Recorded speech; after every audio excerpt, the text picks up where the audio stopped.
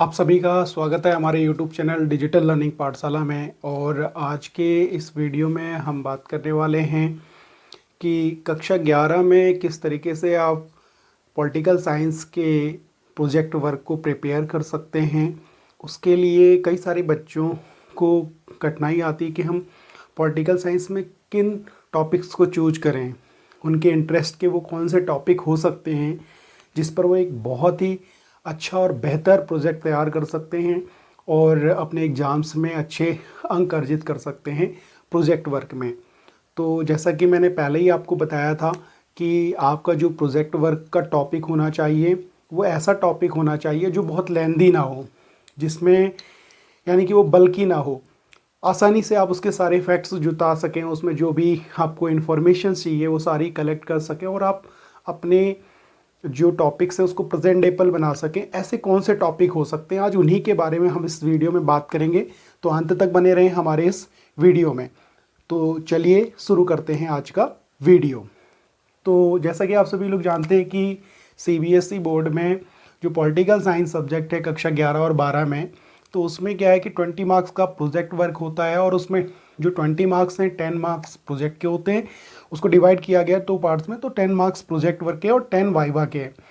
तो आज हम बात करने वाले हैं कि पॉलिटिकल साइंस के वो टॉपिक्स कौन से लें जिसमें हम एक बहुत अच्छा प्रोजेक्ट कक्षा 11 के बच्चों के लिए सजेस्टिव टॉपिक्स क्या हो सकते हैं पॉलिटिकल साइंस में, जिसमें वो एक अच्छा प्रोजेक्ट तैयार कर सके। तो चलिए शुरू करते हैं आज की वीडियो में। बात करते हैं सबसे पहले कि आपको पता होना चाहिए कि जो पॉलिटिकल साइंस है उसमें आपकी 2 बुक्स चलती हैं। एक तो आपकी चलती है भारत का संविधान, सिद्धांत और व्यवहार, और दूसरी बुक्स आपकी चलती है राजनीतिक सिद्धांत।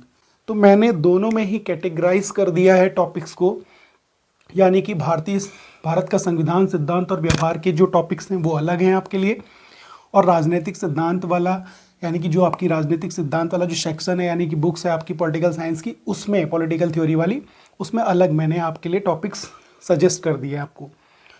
तो जो भारत का संविधान, सिद्धांत और व्यवहार वाली बुक्स है आपकी पॉलिटिकल साइंस की, उसमें सबसे पहला टॉपिक्स तो आप ले सकते हैं भारत का संविधान, भारतीय संविधान के निर्माण की प्रक्रिया।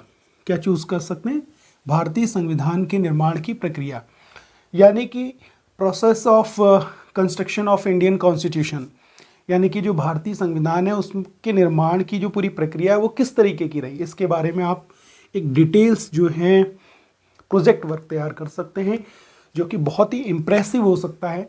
बहुत अच्छा प्रेजेंटेबल प्रोजेक्ट इस पर बन सकता है, जिसमें पूरे कॉन्स्टिट्यूशन की डिटेल्स आप दे सकते हैं कि कैसे हमारी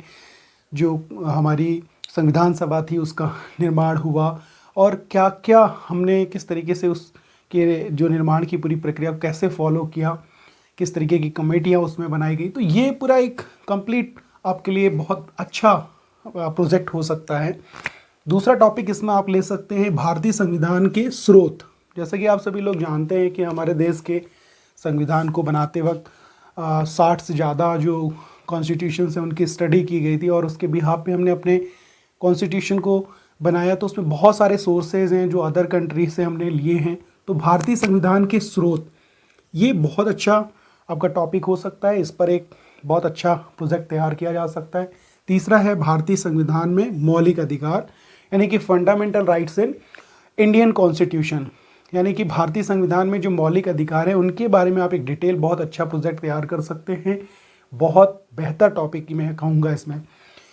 उसके बाद चौथा टॉपिक आप ले सकते हैं राज्य के नीति निर्देशक तत्व, या राज्य के नीति निर्देशक सिद्धांत भी कहते हैं, या राज्य के नीति निर्देशक तत्व, यानी कि डायरेक्टिव प्रिंसिपल्स ऑफ, हमारे जो कॉन्स्टिट्यूशन में डायरेक्टिव प्रिंसिपल्स हैं, ठीक है, यानी कि directive principles of our constitutions, यानी कि राज्य के नीति निर्देशक तत्व।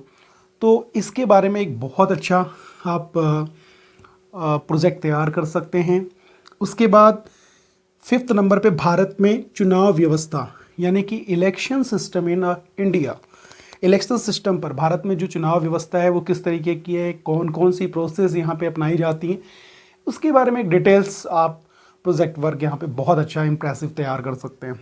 6th नंबर पे आप इलेक्शन कमीशन, यानी कि चुनाव आयोग पर एक बहुत अच्छा प्रोजेक्ट तैयार किया जा सकता है, उसकी पूरी संरचना पे, उसके कार्यों पर और इसकी जो इम्पोर्टेंस है उसके ऊपर भी बहुत ही अच्छा ये प्रोजेक्ट तैयार होगा। 7 नंबर पे आप लिख सकते हैं संसद के कार्य। संसद के कार्य यहाँ पे यानी कि जो वर्क हैं हमारे पार्लियामेंट्स के, उसके पर एक बहुत अच्छा प्रोजेक्ट तैयार कर सकते हैं। 8 नंबर पे है कार्यपालिका के प्रकार यानी कि टाइप्स ऑफ एग्जीक्यूटिव्स। जो एग्जीक्यूटिव्स हैं आपकी, उनके जो प्रकार हैं उनके बारे में एक प्रोजेक्ट बहुत अच्छा तैयार किया जा सकता है। 9th में आप प्रधानमंत्री और मंत्री परिषद यानी कि प्राइम मिनिस्टर और एंड मिनिस्टर ऑफ काउंसिल, इसके ऊपर एक बहुत अच्छा प्रोजेक्ट तैयार कर सकते हैं। 10th नंबर पे जो विशेषाधिकार हैं, प्रेसिडेंट को जो विशेषाधिकार मिले हुए हैं उस पर एक बहुत अच्छा प्रोजेक्ट तैयार किया जा सकता है, राष्ट्रपति के विशेषाधिकार। उसके बाद है 11th में न्यायपालिका की संरचना यानी कि जो न्यायपालिका है उसकी संरचना किस तरीके की है भारत के संदर्भ में, तो यहाँ पे एक बहुत अच्छा टॉपिक तैयार किया जा सकता है। उसके बाद 12वां जो टॉपिक है भारत में संघवाद यानी कि जो फेडरलिज्म है इंडिया में वो किस तरीके का है। हमारे यहाँ काफ़ी यूनिक फेडरलिज्म है, तो यहाँ पे जो फेडरलिज्म है भारत में संघवाद है, उसके बारे में एक बहुत अच्छा प्रोजेक्ट आप तैयार कर सकते हैं। 13 नंबर यहाँ पे स्वतंत्र भारत में स्थानीय शासन यानी कि जो स्थानीय शासन है स्वतंत्र भारत में किस तरीके से स्थापित हुआ, क्या प्रोसेस उसके लिए अपनाई गई, इसमें पूरा एक बहुत अच्छा आप टॉपिक, ये आपके लिए पॉलिटिकल साइंस का है जिस पर आप एक बहुत अच्छा प्रोजेक्ट तैयार कर सकते हैं। 14 नंबर है भारतीय संविधान में संशोधन की प्रोसेस यानी कि संशोधन की प्रक्रियाएं। भारतीय संविधान में जो भी संशोधन है वो किस तरीके से होते हैं, उनके लिए कौन सी प्रक्रियाओं को अपनाया जाता है, इसके लिए एक बहुत अच्छा प्रोजेक्ट आप इस पर तैयार कर सकते हैं जो काफ़ी यूज़फुल भी हो सकता है आपके लिए। उसके बाद दूसरी बुक आती है आपकी राजनीतिक सिद्धांत यानी कि पॉलिटिकल थ्योरी। पॉलिटिकल थ्योरी में भी मैंने आपकी 17 टॉपिक्स आपको दिए हुए हैं, जो आपके इंटरेस्ट के हैं आप उस पर एक बहुत अच्छा प्रोजेक्ट तैयार कर सकते हैं। इसमें सबसे पहले आप राजनीतिक सिद्धांत, इसके इम्पोर्टेंस के बारे में, राजनीतिक सिद्धांत के बारे में बताएंगे आप, उसके उद्देश्य के बारे में आप बताएंगे, क्यों आपको इसको पढ़ना ज़रूरी है इसके बारे में आप बताएंगे, इसके अंदर कौन कौन सी थ्योरीज आप पढ़ते हैं, तो ये एक बहुत अच्छा प्रोजेक्ट आप इस पर तैयार कर सकते हैं। उसके बाद सेकंड है अभिव्यक्ति की स्वतंत्रता, इस पर एक बहुत अच्छा फ्रीडम ऑफ स्पीच, इस पर एक बहुत अच्छा प्रोजेक्ट तैयार किया जा सकता है अभिव्यक्ति की स्वतंत्रता पर।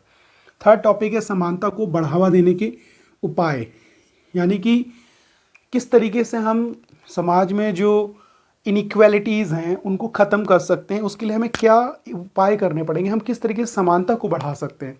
तो समानता को बढ़ावा देने के उपाय क्या हैं यानी कि इनइक्वालिटीज़ को कैसे ख़त्म किया जाए, इसके लिए आपको कुछ उपाय करने पड़ेंगे, कुछ वर्क करने पड़ेंगे, वो क्या हैं, वो इस पर आप जो है एक अच्छा प्रोजेक्ट तैयार कर सकते हैं।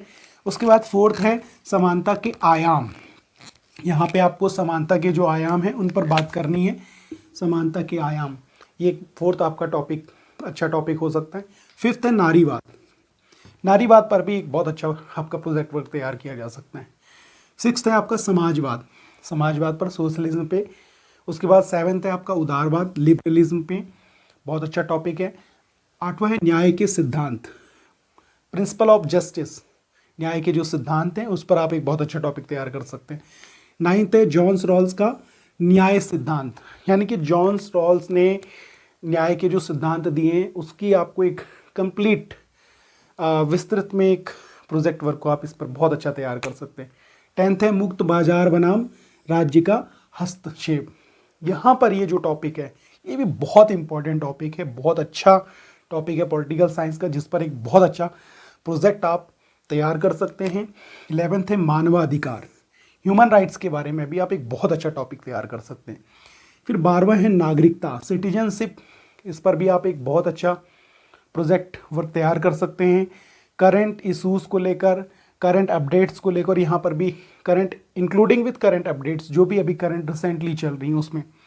13 नंबर पे आप राष्ट्रवाद, नेशनलिज्म पर एक बहुत अच्छा टॉपिक तैयार कर सकते हैं। 14th है धर्मनिरपेक्षता, सेकुलरिज्म, प्रिंपल में भी जिसे मेंशन किया गया है, तो इस पर आप भारतीय संविधान की खूबसूरती भी कही जा सकती है, तो इस पर भी आप एक बहुत अच्छा प्रोजेक्ट तैयार कर सकते हैं। 15th में संरचनात्मक हिंसा के विभिन्न रूप, जो संरचनात्मक हिंसा है उस पर आप एक बहुत अच्छा टॉपिक तैयार कर सकते हैं।